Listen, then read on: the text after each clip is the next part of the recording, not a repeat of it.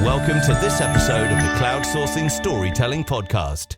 Host Julian Mitchell will be connecting you with guests from a wide range of different media genres and platforms. In today's episode, the panel is discussing the cloud's role in documentary filmmaking. To do that, we're joined by Rob Druitt, wildlife cinematographer and co-founder and CEO of Motion Impossible, cinematographer and DIT Alistair Chapman, and head of product Hitomi Hamaba from Sony. Welcome to the Cloudsourcing Storytelling Podcast. Hi everybody, and welcome to another Sony's Cloudsourcing Storytelling Podcast. And this is the documentary side of the cloud. I wanted to ask Rob and Alistair, documentary has the high shoot ratio, and I was wondering cloud and, AI, those associated technology, how would that help your area of the production?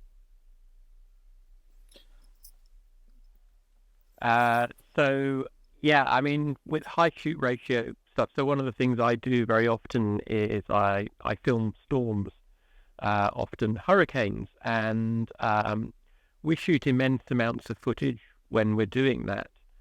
But amongst all of that footage, there's some shots that we want to feed perhaps to news organizations because it's a breaking news story. So having a way to select that footage more quickly would be wonderful. At the moment, it's very much a manual process where at the end of your day of shooting, you'll load the footage onto a computer, go through it and select the shots that you feel are newsworthy and just upload those, because bandwidth remains a big issue, especially in the storm areas. Very often we lose the normal connections. So your normal uplink trucks and things like that you use for television news won't work in a hurricane because of the thickness of the clouds and things. So we have to rely on internet connections, and very often that's nothing more than a mobile phone connection. So any process that can help minimize what we upload and make that more compact and improve that efficiency would be really welcome. It's a little bit different for sort of wildlife area. We are very much looking at the footage every day at the end of the day and making selects probably at that point with our producer that's normally with us in the field. So we don't really get that opportunity to maybe upload much footage, maybe to the executives so they can see at that point. But yeah, having the producer with us in the field at that point limits the need for that so much. Just going back to Alistair and Rob, anything at the show, if you got off your stands that you saw of interest for us? I went and had a look at the creator area for the real-time graphics for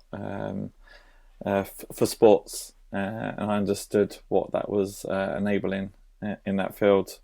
I was trying to work out what the broadcasters that are using it, but it was very much, I think, on a lower level of the indie side of that type of filmmaking. So, but it was really interesting to see that is now happening in real time in the cloud. And normally you would have to have an expensive piece of software to allow that to happen. And it sounds like Sony have found a way of doing that for multiple different types of companies. Let's get back into the meat of the podcast, and that is the cloud's use in documentaries. And two guys we have here mostly work in the field. Rob's got a big history of working for wildlife, natural history, and Alistair, storms. I don't know where to put storms as a genre, but natural occurrences, but it's usually, the middle of nowhere. And we concluded that the cloud is helping, but not as much as we'd like it to help. But we see in the future more help coming its way with maybe metadata proxies and a list of things that we could talk about. So since last week, have you thought more about how the cloud could work for you, or is it the same kind of offering for documentaries, natural history type? In natural history, it's really difficult. We are in rural areas, jungles, on the beach or an island in the middle of nowhere. We rarely get to even speak to our family, let alone uplink any footage to the cloud. So it's quite a difficult situation. We are always backing up our footage with a mirror drive, and so we at least have 2 copies. Obviously, I would like to think that, in the future with Starlink and 5G, there'll be more rural access to the cloud. But as I've seen it now, I just don't think that's happening. No, I think I'm in a similar situation, really, because storms tend to occur in the more remote areas. If you're talking about hurricanes, then you're often cut off from major networks. So the weak link still remains how you get it to the cloud. If we could get the data more easily to the cloud, it could be used a lot more. I sell stock footage as part of what I do.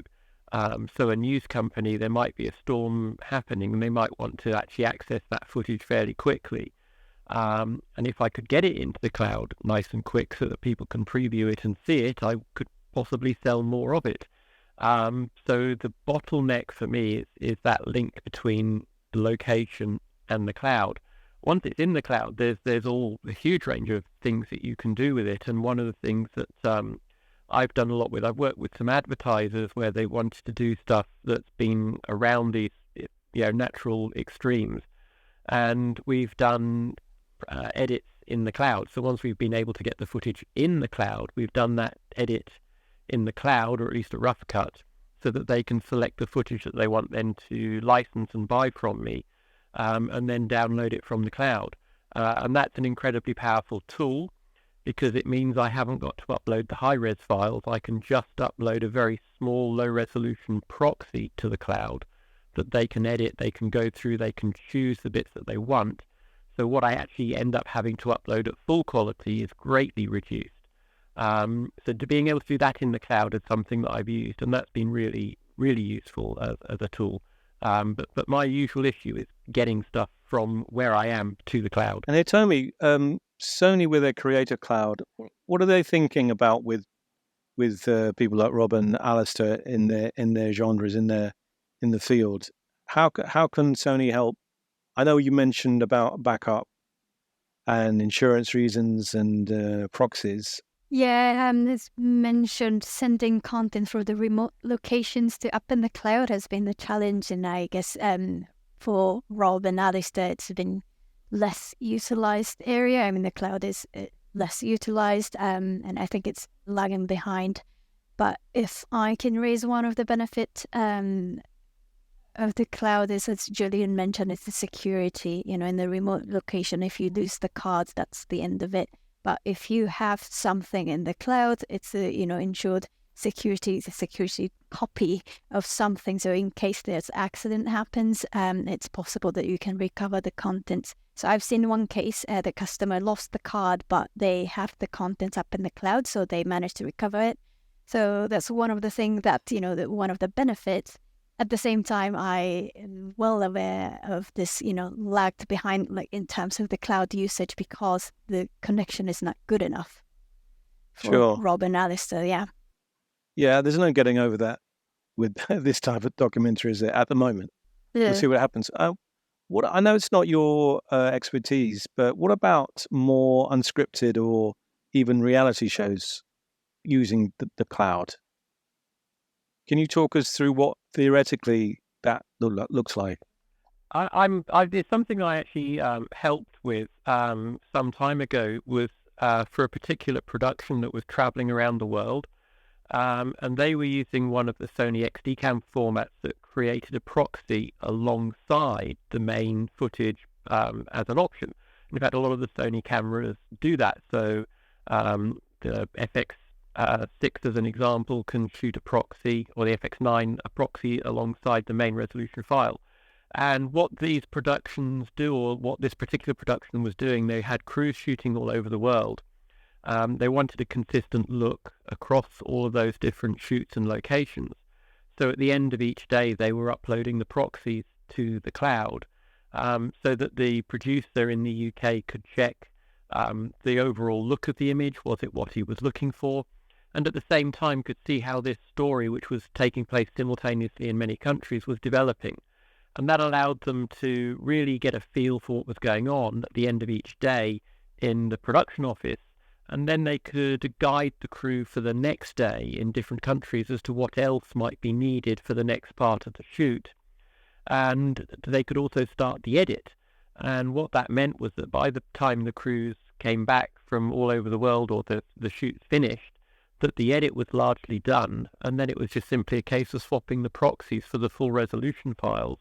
And the edit was finished very, very quickly for a shoot that took place all over the world, with a very, very fast turnaround. And I think it was very empowering for this particular production, because it was a story that was happening, that people were aware of, and it just meant that the production company could make this documentary covering different aspects of the story from so many different places much faster than by traditional means, which would have normally involved flying the media back to the edit suite and waiting until that footage has come back before you can start the edit.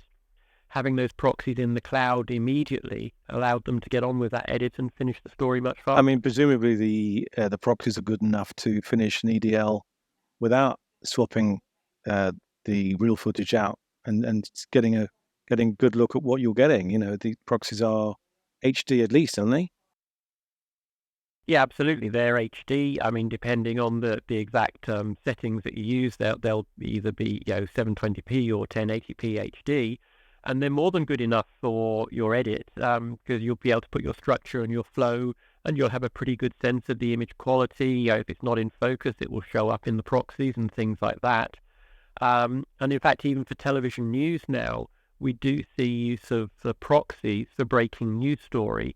Especially now that a lot of the cameras have automatic upload. So the cameras that I use a lot, they will automatically queue the proxies inside the camera for upload as you shoot. So each time you shoot a new clip, the proxy will upload in the background, dependent on your bandwidth, and will, if the bandwidth is lower, the upload takes longer. But that does mean that story can be appearing in the editor's desk while it's actually happening, and they can start with the edit. And then once the courier or whatever takes the footage at the end of the shoot back to the edit suite, and it's just a very quick transform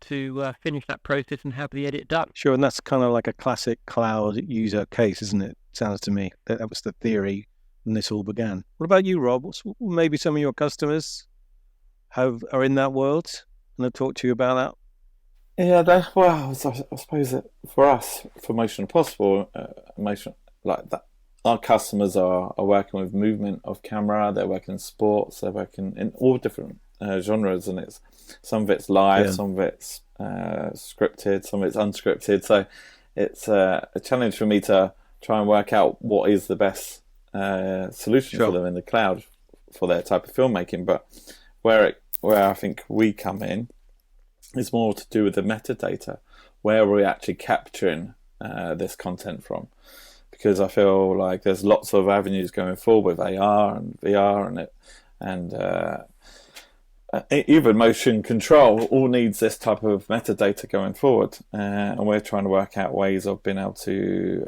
add that to the footage, so that footage can then be basically attached to the metadata, and when it gets to the back end, it will get delivered with it at the same time. So these are things that we're working and having a bit of a challenge with at the moment. Yeah, I mean, you talked before about tech viz and previs and connecting camera movement to that.